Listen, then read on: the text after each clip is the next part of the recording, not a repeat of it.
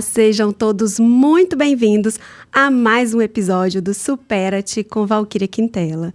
E hoje a minha convidada é a doutora Priscila Pirro, a quem eu agradeço imensamente por ter aceito o convite logo de pronto atendimento. A gente não vai falar de pronto atendimento aqui com ela. Eu vou deixar que ela se apresente. Seja bem-vinda, eu estou muito feliz e confesso que até emocionada. Mas eu queria saber quem é a Priscila Pirro e de onde ela veio. Oi, Val. Primeira coisa, te agradecer pelo convite. É recíproco esse carinho, esse amor, e a honra é recíproca também. Eu falo sempre isso, nunca é uma via de mão única, né? Sempre é uma via de mão dupla. Então, te agradeço também pelo convite, pelo carinho todo que você tem, e é recíproco. Eu sou a doutora Priscila Pirro, sou médica, ginecologista, tenho uma visão mais integrativa da medicina, né? Esse nome medicina integrativa às vezes remete a alguns questionamentos, mas eu acredito, sempre acreditei, eu acho, né? De que tudo está conectado, de que as coisas não estão separadas e que integrar saberes, que integrar conhecimentos é muito produtivo. Eu vim de uma família muito humilde, né? Do subúrbio do Rio de Janeiro. A gente morava num lugar bem perigoso, perto da linha do trem ali, Penha, Olaria, Brás de Pina, no subúrbio do Rio de Janeiro. Fomos assaltados muitas vezes ali, na época dos surfistas de trem. Não sei se você lembra dessa época. E eles entravam, o trem era colado com a nossa casa, e eles entravam, pulavam de cima do trem para dentro do nosso apartamento, usavam o nosso apartamento para passagem. Minha mãe é professora de português e literatura. Meu pai, um empreendedor, né, da vida, aqueles empreendedores da vida, né, tentando sempre levar a gente para algum lugar melhor. E dali, depois de muitos assaltos, né, depois de uma vida muito difícil, a gente se mudou para Saquarema. Né, meus pais resolveram procurar um pouquinho mais de sossego e fomos para Saquarema, mas para um lugar que não tinha nada, né? A gente foi para a roça, onde a gente morava, não tinha asfalto, não tinha água encanada, não tinha vizinho. Era só a gente na rua, mato para tudo quanto era lado, um breu absoluto. E morei na roça, literalmente, assim, carro-pipa e tal, durante o finalzinho, assim, da minha... Até a época de ter que fazer um vestibular, né? E ali eu tinha uma vida muito simples, né? Eu tinha um cavalo, eu tinha um monte de bicho, eu sempre fui alucinada por bicho, então minha mãe deixava eu ter tudo quanto era bicho.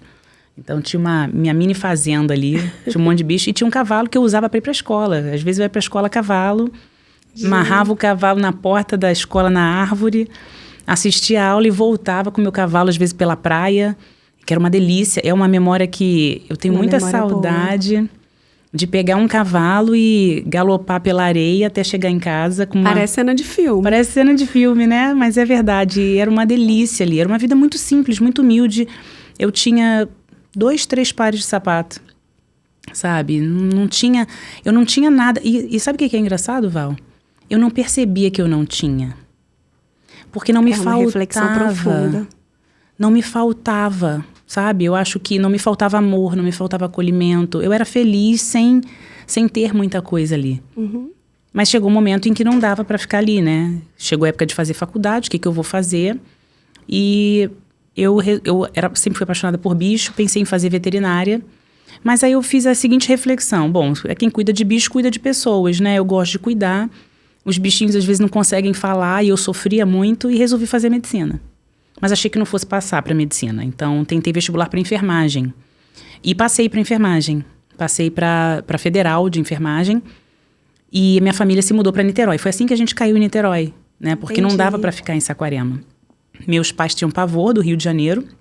Por tudo que, né? Por tudo que já tinha vivido. E caímos em Niterói. Eu e minha irmã. Minha irmã foi fazer nutrição na UERJ. E ela passou para nutrição na UERJ e eu passei para Unirio, para enfermagem. Não achei que eu fosse conseguir, né, vindo de onde eu vim, passar no vestibular de medicina. É muito concorrido, uma escola muito simples. No primeiro período de enfermagem, eu conheci o meu marido, o Eduardo, que conseguia ser mais pobre do que eu. Conseguia ser mais ferrado do que eu. Ele é muito, muito pobre. Eu conheci ele num momento muito ruim da vida dele, sem ter onde morar.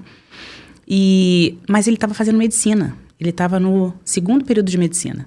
E ele tinha passado exatamente pela mesma coisa. Ele tinha feito enfermagem, feito 8 períodos de 4 anos. Ele quase se formou na enfermagem. E ele falou, não é isso que eu quero fazer medicina. Largou e tentou vestibular de novo. E quando eu o conheci, ele falou, menina, você consegue. Eu passei por isso. Se você já passou por enfermagem na Federal, você vai conseguir. Larga logo, não perde o tempo que eu perdi. Larga logo e vai fazer medicina. E ele me convenceu a largar. Larguei enfermagem, fiquei 6 meses, os primeiros 6 meses no meio do ano, não consegui passar com 6 meses.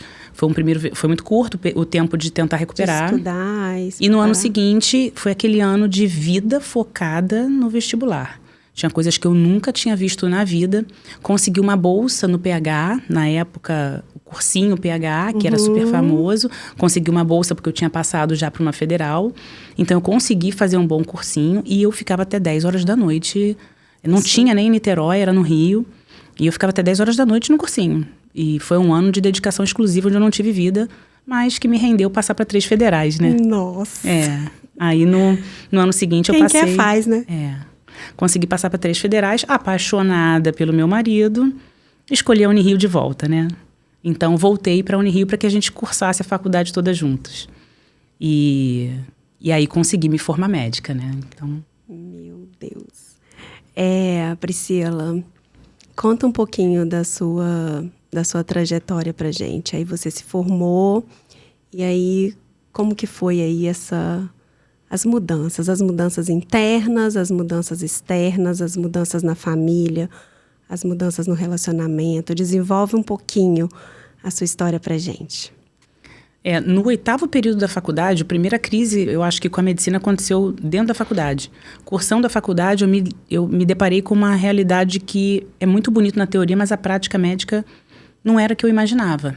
Entrei em crise, tranquei a faculdade no 8º período, e fui fazer arquitetura. Surtou? Surtei. Literalmente. Surtei e fui fazer arquitetura. Falei, não dá, medicina não dá pra mim. Eu não funciono nesse modelo de doença, diagnóstico, que as pessoas não têm nome, porque eu vi os meus colegas querendo aprender da ponto, querendo entrar no centro cirúrgico, e eu desmaiava, eu passava mal. Eu falei, gente, como é que eu vou ser uma médica assim, gente? Eu desmaio dentro da cirurgia, do centro cirúrgico. Passava mal, caía dura no chão. Eu falei, como que eu vou ser médica? Não sirvo, eu acho que eu escolhi... Eu genuinamente achei que eu tinha escolhido a profissão errada. Eu falei, não vou funcionar aqui, nesse esquema, nesse modelo. Eu ia pra casa, eu chorava, pensando nos pacientes. Eu falei, gente, ninguém tá nem aí. E eu achava que esse modelo não era pra mim. Eu realmente entrei numa crise, eu falei, cara, não vai dar. Aí, mais uma vez, meu marido me salvou. Ele falou, filhinha, a gente é muito pobre, dá pra voltar não. Dá pra recomeçar, os 2 ferrados, tentando terminar a faculdade. Você termina esse negócio aí, depois a gente pensa. Mas termina pra gente conseguir ter algum dinheiro na vida. E aí, muito contrariada ainda no início, eu voltei pra faculdade, né? Larguei a arquitetura e voltei. E no período seguinte eu encontrei a ginecologia, que tinha a obstetrícia, né? Que era uma especialidade mais de acompanhamento. Mais humanizada. Que tem a vida, tem o nascimento, que tem um olhar de acompanhamento, né? Você tem a sua ginecologista da vida e tal, tem uma coisa mais de envolvimento. E eu falei, acho que por aqui dá, né? Acho que dá para eu fazer alguma coisa nesse caminho. E foi assim que eu parei na ginecologia. Terminei a faculdade, entrei na residência... Cheguei a pensar em fazer oftalmo, entrei na oftalmologia. Aí eu falei, não, cara, não dá. Aí fui para obstetrícia. Não queria ter essa vida de parto louca que eu tive durante muito tempo. Então pensei em fazer uma outra coisa. Mas entrei na gineco e me apaixonei muito pela obstetrícia, pelo parto, pelo momento do nascimento, por aquela história que é construída, né? Porque é muito bonito. E eu devo muito a quem eu sou hoje pelas experiências que eu vivi com as mulheres ali no parto. Mas eu sempre quis ter o meu espaço, o meu canto de atendimento e atender da forma como eu acredito. Então, na residência, eu já comecei a querer dar plantão aqui no CHN. Eu falei, não, eu quero dar plantão, eu quero construir meu consultório, eu quero ter a minha independência. E fui fazendo um monte de curso. E dentro do CHN, eu comecei como uma plantonista. Lá não tinha maternidade, né? Não tinha um prédio de maternidade. Sim, sim. Né? Lá só tinha um serviço, mas que era misturado com tudo. E aí eu cheguei para a diretora do hospital, como é que um hospital desse não tem uma maternidade? Aí ela falou, não, maternidade não vale a pena, não sei o quê. Eu falei, não, tem que ter uma maternidade, um hospital bom desse tem que ter uma maternidade.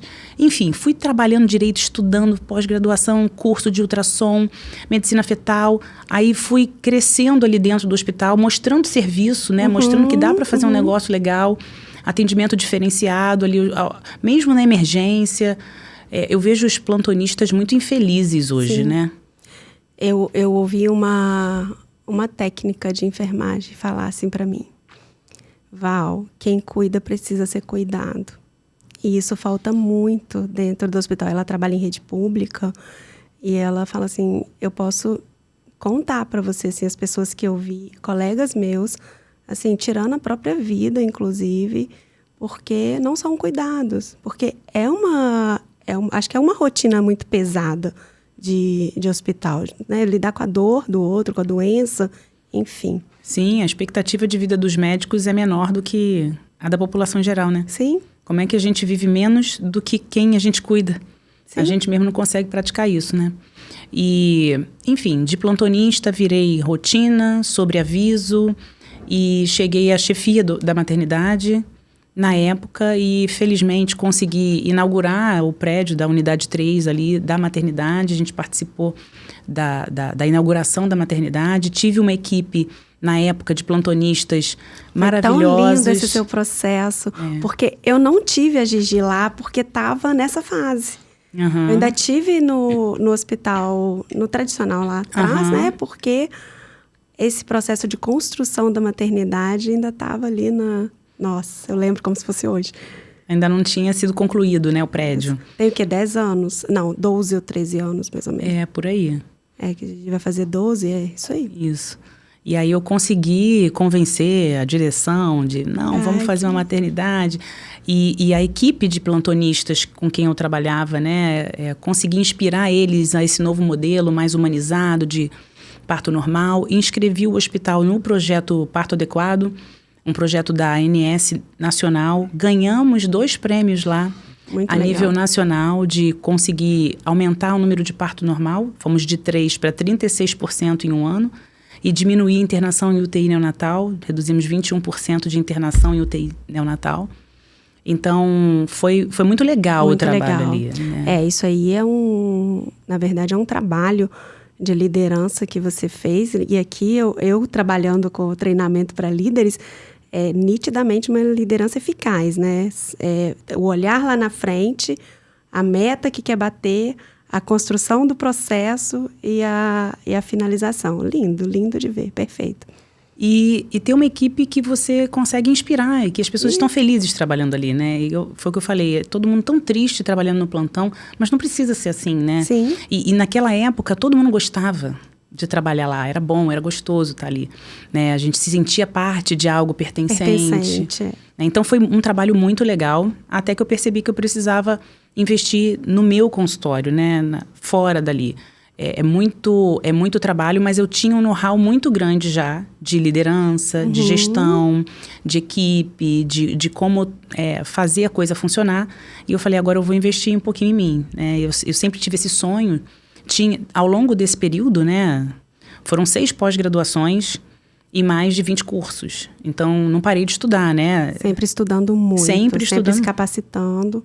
Não dá para parar, né? Não dá para parar. Não dá para parar. Então, fiz pós-graduação em medicina fetal, fiz ortomolecular, biofísica, fiz termografia, medicina integrativa, né, medicina do estilo de vida, que inclusive eu dou aula nessas pós-graduações hoje ainda. Né? Então, fui estudando, me capacitando e eu falei, eu quero ter um lugar que eu possa oferecer tudo que eu aprendi num lugar só. Porque durante um tempo eu sabia que tinha muitas terapias e coisas legais para fazer, mas eu não tinha onde indicar. Eu ficava tudo solto. Eu falei, não, eu quero ter um lugar que a pessoa entre aqui e consiga, aqui tem tudo, aqui tem todas as terapias que eu preciso, eu quero poder oferecer isso para o paciente, porque eu sei o quanto essas coisas fazem diferença na vida dos pacientes. Verdade. E foi assim que surgiu a clínica, né? E aí surgiu a oportunidade e acabei abrindo a clínica lá, que é um espaço onde tem outros profissionais atendendo. Eu acredito muito na multidisciplinaridade, a gente não faz nada sozinho. Eu também. né? Então, eu queria ter uma nutricionista perto, eu queria ter um educador físico, um psicólogo, um endócrino, outros profissionais para complementar, né? Porque nós somos muito mais fortes juntos. Com certeza absoluta. E aí, consigo hoje já ter essa equipe, ter planos de acompanhamento multiprofissionais. Então, hoje eu sou muito, muito, muito realizada, né? O know-how que eu tive dentro do hospital me ajuda hoje na clínica e hoje eu consigo oferecer algo que eu realmente acredito para os pacientes. Entendi. Deixa eu voltar um pouquinho aqui. Gente, para quem não sabe, a Priscila é a médica que pegou a minha filha no colo. É a primeira pessoa que pegou minha filha no colo. Ela fez o meu parto. E voltando lá nesse momento, Pri, que você estava fazendo os atendimentos, indo para o hospital, eu lembro que eu já te liguei de madrugada, várias vezes, não foi uma nem outra, e você sempre atendendo o telefone, independente do horário. Essa transição, abandonar isso, fazer essa virada de chave, para construir isso, porque hoje você está ginecologista, né? Atua como ginecologista ainda, mas numa medicina diferenciada, sem os atendimentos do parto, Sim. Efetivamente, né? Fala um pouquinho desse momento.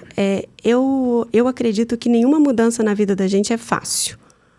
E, assim, por dentro de você, como é que foi esse processo? Se foi fácil, se foi difícil, se você estava muito, muito segura daquilo, como foi o trato com as pessoas, com os pacientes que você teve que fazer. Enfim, muitas mudanças, né? Muitas mudanças. É uma transição de carreira dentro da carreira. Sim. Né? Porque não deixa de ser, porque você é reconhecido durante muito tempo. Eu fiz o meu nome, né? Eu cresci do nada, assim, muito... Eu te achei na consulta do plano de saúde. Assim, qual a médica mais recomendada? Foi assim, juro pra você. Entrei no Google. Qual a médica que atende o meu plano de saúde mais recomendada? Aí eu falei assim, gente, eu vou nela. Pois é. E aí, como foi deixar tudo isso?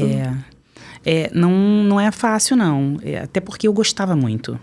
Eu sempre gostei. Eu não parei de fazer por não gostar. Uhum. Eu parei de fazer por questão de saúde. Porque, infelizmente, o nosso modelo de obstetrícia é um modelo muito difícil. E, principalmente, para fazer o que eu acredito, que é o parto normal a princípio, né? Uhum. Eu acredito na fisiologia, eu acredito na sabedoria que o nosso corpo tem, no que Deus criou, ou enfim.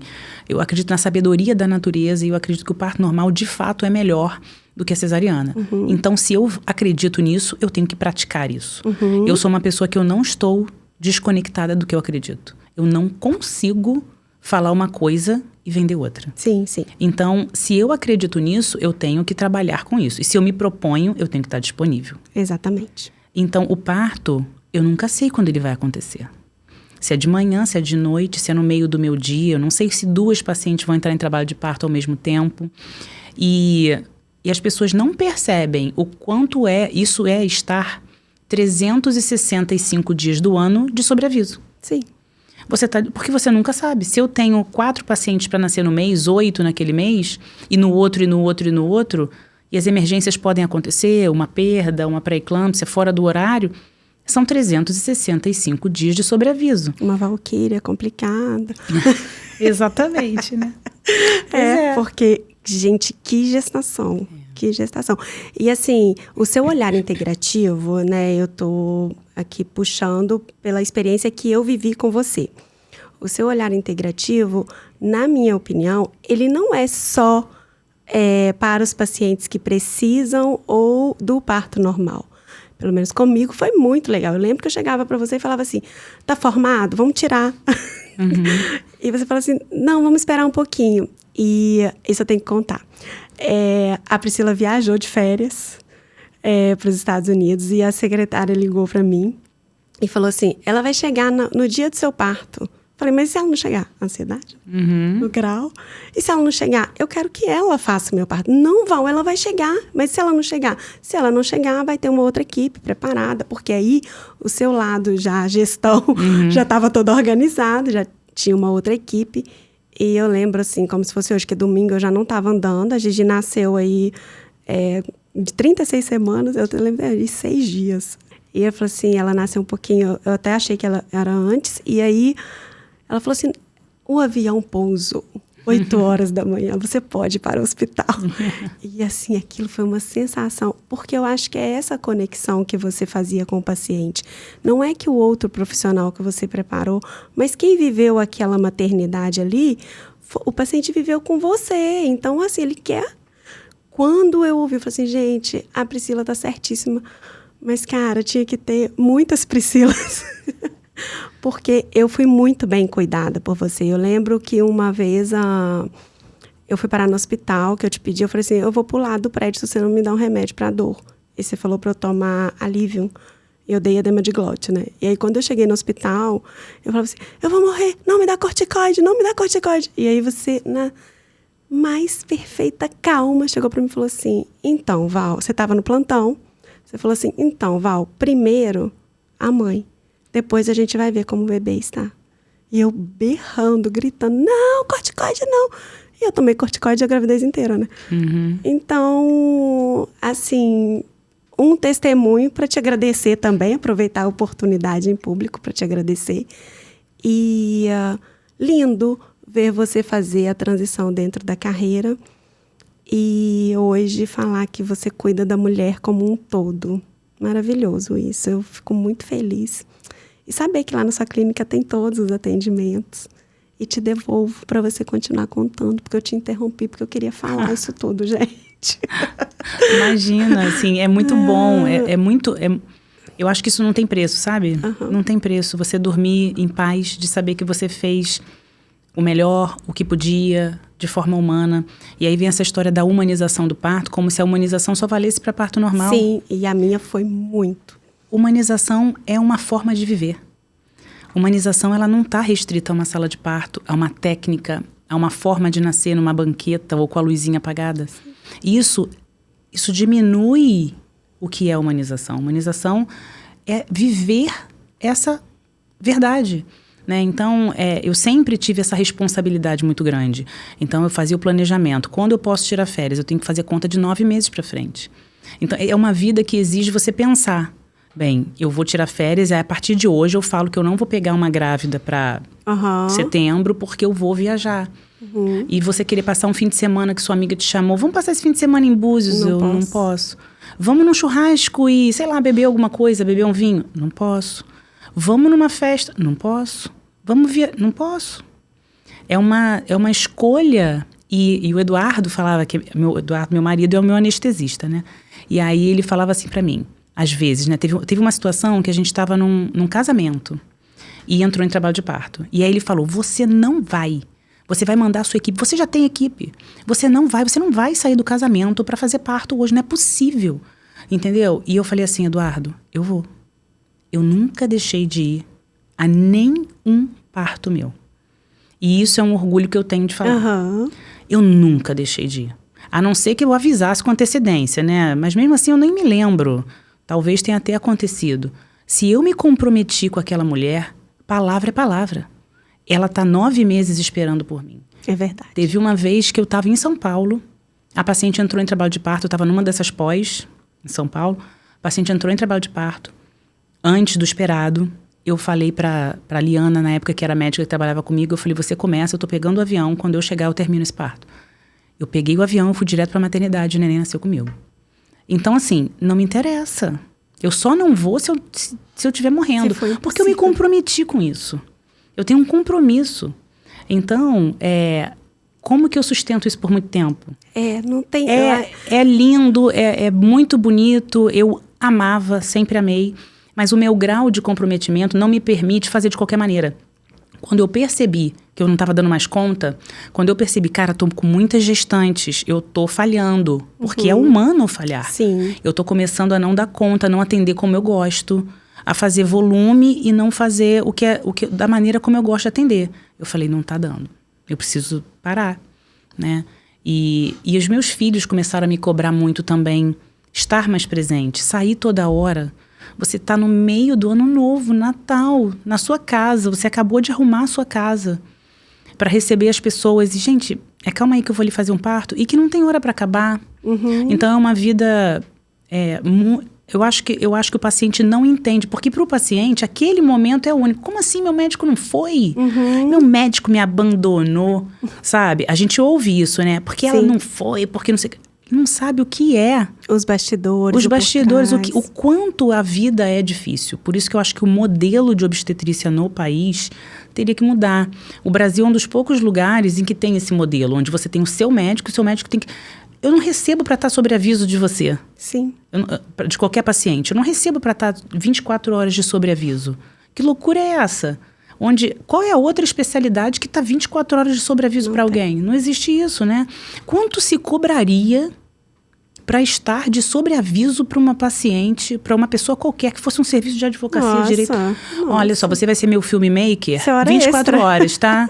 A hora que eu precisar, você vem filmar aqui o evento que eu tiver. Olha só, agora tem um negócio legal para filmar, vem aqui. Quanto que a pessoa ia me cobrar um negócio desse?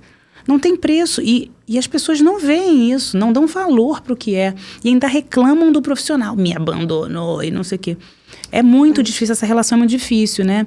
Eu acho que esse modelo deveria mudar. E foi o que eu tentei fazer lá no CHN, né? Ter uma equipe hospitalar que fosse muito boa.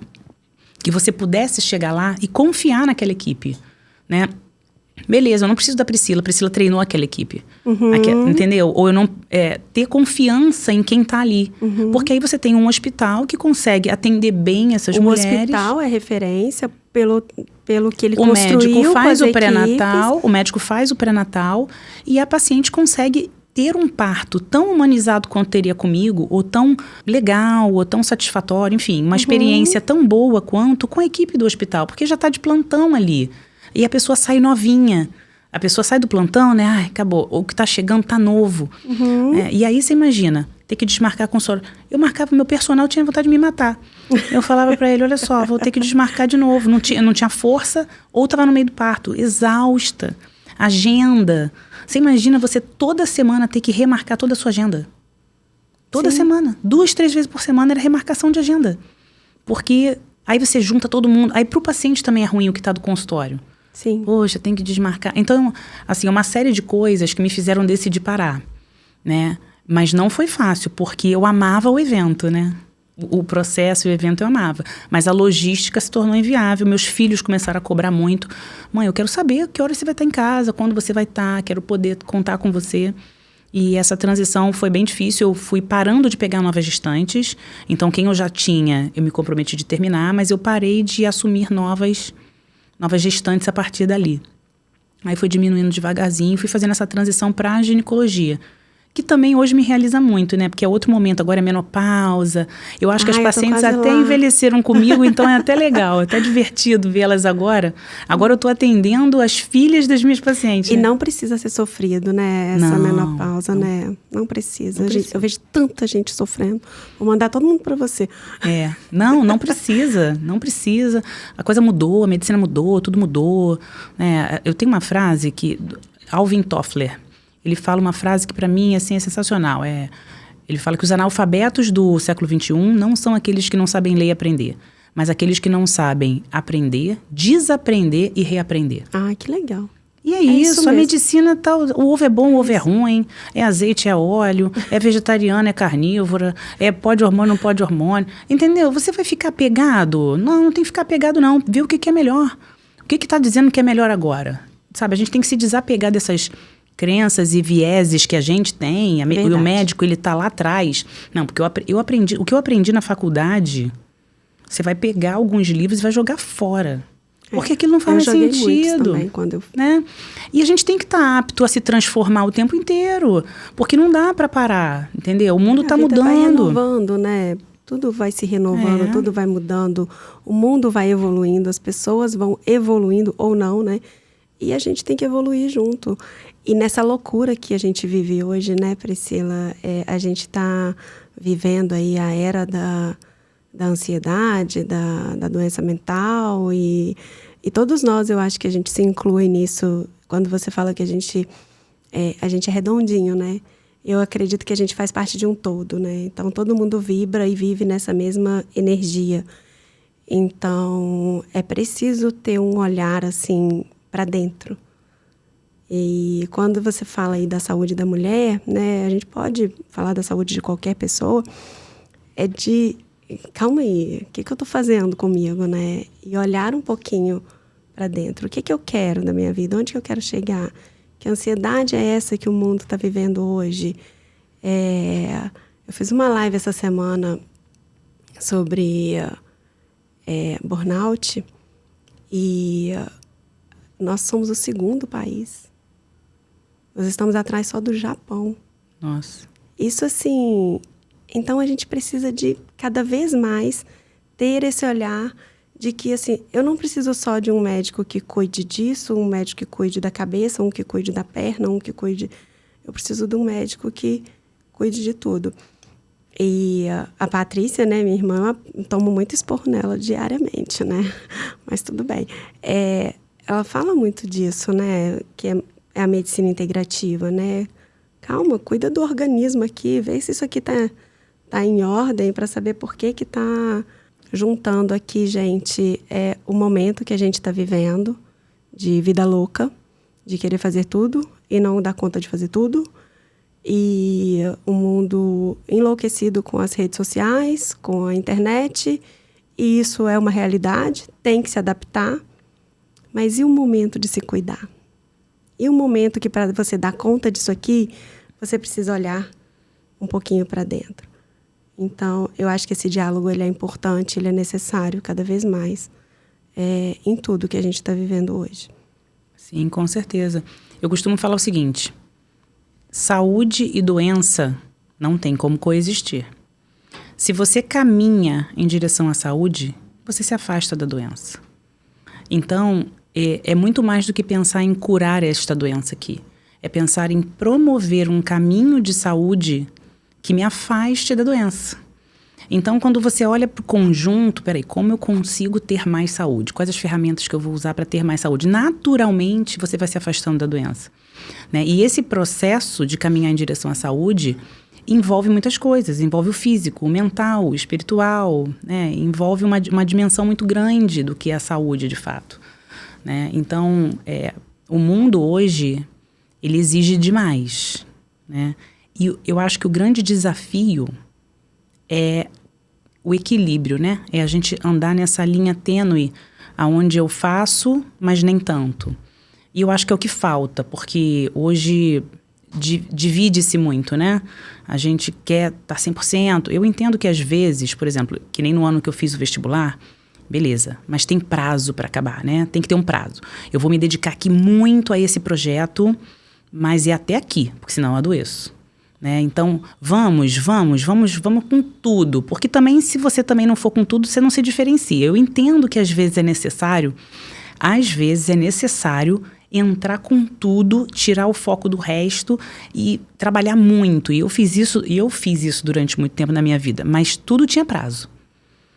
Tem que acabar aqui, né? Tem que ter 1 ano de estudo para vestibular. Tem um limite. Se eu extrapolar desse, eu adoeço. E eu adoeci algumas vezes e tomei algumas pancadas na cabeça ao longo desse processo. Vou contar a história toda, né? Mas, enfim, adoeci algumas vezes porque extrapolei esses limites. E a gente tem que reconhecer quando, freia e volta para trás. A sabedoria é essa, é aprender e desaprender com o dia a dia. O curioso é isso, né? É que a gente precisa apanhar para poder aprender. Eu não consigo ver... Todo mundo que eu converso é isso. Comigo é assim. Eu apanho, eu caio, peraí, eu levanto. Eu acho que algumas coisas a gente tem a capacidade de aprender com o erro do outro. A gente olha e... Isso eu não quero para mim. Não quero para mim. Mas tem coisas que a gente é meio teimoso, sabe? Eu acho que faz parte do processo de evolução. Exatamente. As histórias que eu vivi foram que me moldaram até hoje, né? Então eu precisava ter vivido elas, de alguma maneira. Sim. Né? As pancadas que eu tomei ao longo do processo, e eu tomei muitas, a gente ouve a história assim bonitinha, contada linear, né?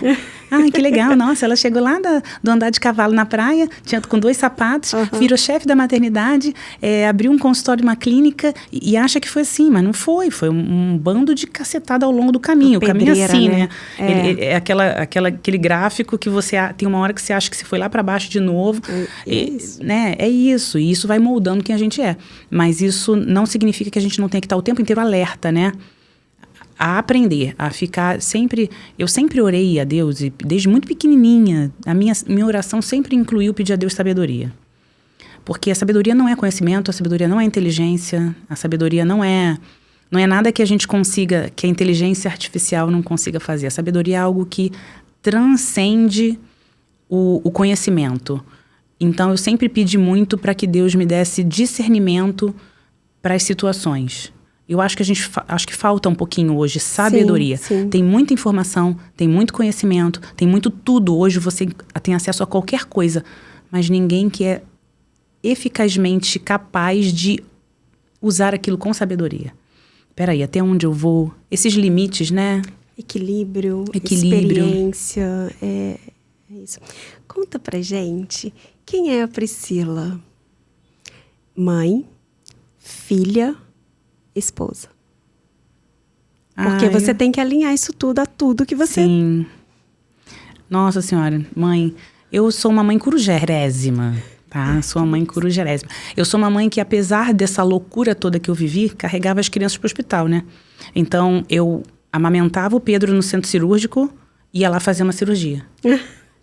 Ele ficava no estar médico, porque assim, eu recebi a proposta de ser chefe da maternidade quando ele tinha 1 mês. Nossa. E eu falei, eu não vou perder essa oportunidade. Agora que eu consegui chegar na chefia, eu aceitei. Mas eu falei, gente, não vou deixar de amamentar de jeito nenhum. Eu queria muito amamentar. E aí eu levava ele, no bebê conforto, ficava lá, minha mãe ficava lá no estar médico, operava uma, amamentava. Operava outra, amamentava. Eles cresceram, se você for no CHN... Todo mundo fala, mas o que seus filhos vivem aqui essa dentro. máquina? É a força mesmo dentro de você, né? Porque eu lembro que quando eu amamentava, eu não era ninguém, Priscila. Que força é essa? Dá a receita, mas eu acho que é muito isso, né? A motivação. Então, você perguntou quem é a Priscila. Eu sou uma pessoa completamente apaixonada pela vida. Eu amo o que eu faço. Eu amo meus filhos, eu amo as pessoas. Eu sou apaixonada. E quando você ama, você não sente o peso. Não sente. Então, eu não senti esse peso todo. Muita gente pergunta isso. Como que você consegue fazer tanta coisa? Como que você fez tanta coisa? Se você for ver tudo que eu passei... Eu tive um câncer de mama no meio de tudo isso. Ranquei as duas mamas. Sobre isso. Eu tive uma gravidez tubária de gêmeos. Eu passei por tanta coisa ao longo desse período. E como que eu fui conseguindo isso? Eu não sei. Eu só tinha amor pela vida. Eu só amava tudo que eu fazia. E eu ia fazendo, entendeu? E os meus filhos, apesar de terem sofrido de alguma forma... Eles falam, apesar de tudo, você nunca deixou de ser presente. Porque quando eu tava... Isso é maravilhoso. Porque quando eu tava 100%. Todos os dias à noite eu chegava, botava pra dormir, contava história, fazia oração junto. Sabe? Eu estava ali, plena, 100%, entregue. São meus amigos hoje. Todo mundo fala que a adolescência é difícil. Cara, pra mim, tá sendo tão gratificante. É tão bom ouvir isso, porque eu falo, Pri... Vou te cortando um pouquinho, mas eu já te devolvo. Eu falo que a adolescência, eu não quero que a adolescência da minha filha seja uma coisa que as pessoas falam assim, tá passando pela fase da aborrecência, calma aí que vai passar. Não, a fase dela vai ser linda, vai ser incrível, vai ser maravilhosa. Muito bom ouvir isso. Olha, eu chego a ficar arrepiada, porque assim, meus filhos não tiveram aborrecência. Isso é... Eu não experimentei isso. Eles são maravilhosos. São meus amigos, fazem questão de estar com a gente, querem ir com a gente para tudo quanto é lado, contam tudo, coisa que até que eu não perguntei, eu falei, menos, não precisava saber disso. Sabe? Isso. Eles são meus amigos. E isso trabalhando muito. A Maria Fernanda, quando ela... Teve um momento em que eu pensei em largar o hospital, né? A maternidade, tudo, porque estava muito pesado. E eu me lembro que eu estava conversando com a minha mãe e a Maria Fernanda brincando assim no chão, com os brinquedinhos, livre e tal. Ela devia ter uns 6 aninhos, 7 aninhos. E eu falando com a minha mãe, eu acho que eu vou largar tudo, vou desistir, não tô aguentando, nananã. E aí a Maria Fernanda foi e me interrompeu. Não, mãe, você não pode fazer isso. Aí eu, por quê, filha?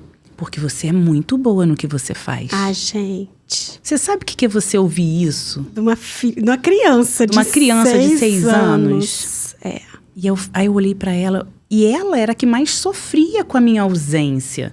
Com essa loucura da vida que eu tinha. Mas olha, tão nova e ela já entendia tudo. Sabe? Então, hoje, eu vejo que ela me admira tanto. Ela fala, mãe, você é o meu maior exemplo de vida. Ela me admira tanto, a força que eu tive. E você não precisa escolher, sabe? É possível esse equilíbrio. É possível. É possível, porque é a presença, é o estar, é o amor envolvido com a coisa, é a sensação, não é o tempo que a gente passa junto, é a intensidade desse momento. Exatamente, eu falo sempre isso. Não importa a quantidade, o que importa é a qualidade do tempo que você está. Não é à toa que a gente lembra de viagens e de momentos super pontuais e que marcaram muito mais do que um monte de coisa que a gente fez 500 vezes. Então, eu consegui, de alguma forma, criar esse vínculo com meus filhos e eu tenho muito orgulho de falar, sabe? Eduardo fala assim, não fica falando muito, porque... Eu falo mesmo, meus filhos são maravilhosos, entendeu? Hoje eles são maravilhosos, amanhã eu quero que eles sejam mais maravilhosos ainda, sabe? Então eu sou uma mãe coruja, eu sou uma mãe presente, eu amo estar com meus filhos. Hoje eu estava maquiando para vir para cá com o kitzinho de maquiagem da minha filha. Aí eu abri o kitzinho de maquiagem dela e falei assim, gente, eu amo essa garota.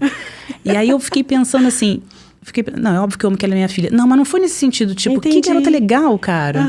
Sabe? Que menina incrível. Meu filho lá tentando ser jogador de futebol. Que disciplina, que orgulho que eu tenho, sabe? Da insistência, da disciplina, do foco que ele tem. Com todas as dificuldades que existem, sabe? Então, eu me sinto, assim, já muito realizada enquanto mãe. Então, eu sou mãe coruja, eu sou uma mãe apaixonada, amo a maternidade. Né? Acho que sou uma boa esposa também. É sua missão também. Depois a gente vai perguntar para Eduardo. Depois você pergunta para ele. Eu tenho certeza que sim, vocês são um casal lindo. E, Pri, e hoje, quem é Priscila Pirro? Completa, bem redondinha.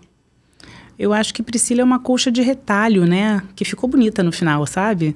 Mas que tem um monte de pedacinhos. Eu sou muito... eu acho que eu sou uma pessoa tipo multipotencial. Eu gosto de muitas coisas ao mesmo tempo. Eu acho que existe uma Priscila que é uma mulher que faz um monte de coisa, mas tem uma Priscila que é uma criança de 5 anos que não sai da 5ª série, sabe? E que é boba, é inocente, que acredita em todo mundo. Eu tenho uma dualidade dentro de mim muito grande. Eu me vejo muito assim, ao mesmo tempo muito potente, mas muito frágil até, sabe? De um lado uma força muito grande, de um lado uma fragilidade muito grande também. Então eu acho que Priscila é uma pessoa... múltipla, eu não sou uma coisa só, eu sou muitas dentro de mim mesma. E talvez essa seja uma dificuldade, porque as pessoas acham que isso é fácil, mas é ruim, porque às vezes você perde foco, porque você se encanta com muitas coisas. Eu falei, eu sou uma grande apaixonada. Então eu vejo esse monte de câmera aqui, eu falei, gente, como é que aquela câmera ali funciona? Eu amo tudo eu amo. Tudo eu quero aprender, tudo eu quero saber, tudo eu quero conectar mais. Então isso é muito difícil, né? Uma mente que fica voando em tudo quanto é coisa ao mesmo tempo, né? Essa curiosidade infinita, né? Mas eu acho que talvez uma coisa que seja muito importante do que eu sou é uma pessoa que entende que tudo está conectado. Essa conexão de que não existe separação. Eu não estou separada de você, eu não estou separada do ambiente, eu não estou separada de nada. Esse senso de conexão exige uma responsabilidade muito grande. Porque tudo que eu faço, de alguma forma, está conectado nessa teia e reverbera em mim. Então, esse senso de conexão me bota num senso de responsabilidade muito grande de cada coisa que eu faço.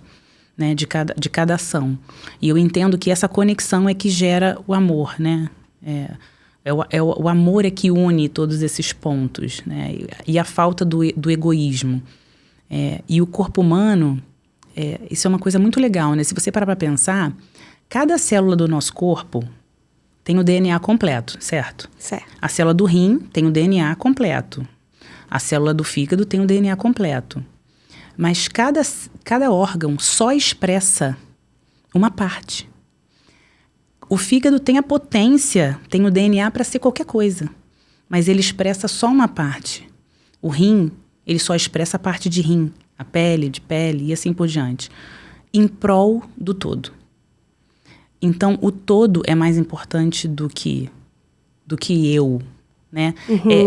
Então, é essa sabedoria de entender que todos são importantes e que cada um vai expressar o que tem de mais importante para que o todo funcione, né? O nosso corpo... Eu tenho a potência e você também do todo, mas a gente precisa cada um exercer o seu papel.